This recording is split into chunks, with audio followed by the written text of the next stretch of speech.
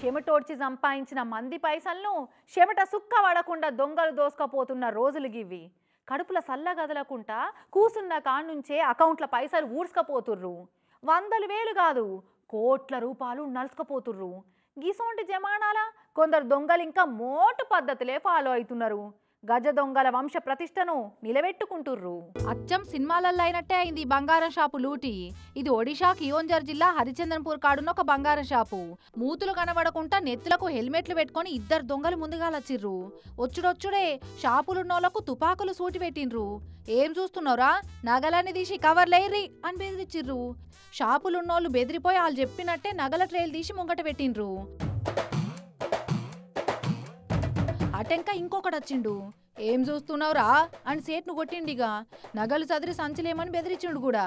తుపాకులు పెట్టే వరకు క్విక్కమనుకుంటా వాళ్ళు చెప్పినట్టే షాపులున్న నగలన్నీ తీసి వాళ్ళ చేతిలో పోసిర్రు. ఇద్దరు దొంగలు నగలు చదిరిస్తుంటే ఇంకొకడు వాళ్లకు తుపాకులు సూటి పెట్టిండు. అంతా 4 నిమిషాలల్లనే దుక్నంలో ఈ సమెత్తు బంగారం లేకుండా మొత్తం 4 కిలోల బంగారం లూటి చేసిండ్రు. అటెంక ఆ నుంచి పరారైండ్రు.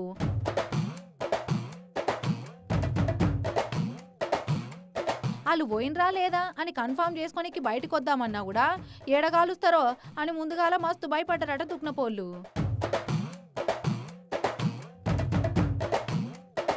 వాళ్ళు పోయినాక ఫోన్లు తీసి పోలీసు వాళ్ళకు ఫోన్లు కొట్టిండ్రు.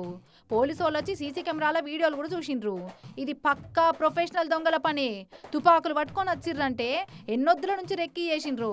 ఆ లేడున్నా దొరకబడతామని చెప్పి కేసు ఎంక్వైరీ చేస్తున్నారు. ఇప్పుడు మొన్నైంది ముచ్చట జర ఆలస్యంగా బయటకు వచ్చింది. బ్యాంకుల కాడ తుపాకులు పట్టుకొని సెక్యూరిటీ పెట్టుకున్నట్టు నగల దుకాణాల కాడ కూడా లైసెన్స్డ్ తుపాకున్న సెక్యూరిటీ గార్డుని పెట్టుకోవాలేమో. ఎందుకంటే ఈ నడమ ఇసోంటి లూటీలు మస్తుగా అవుతున్నాయి.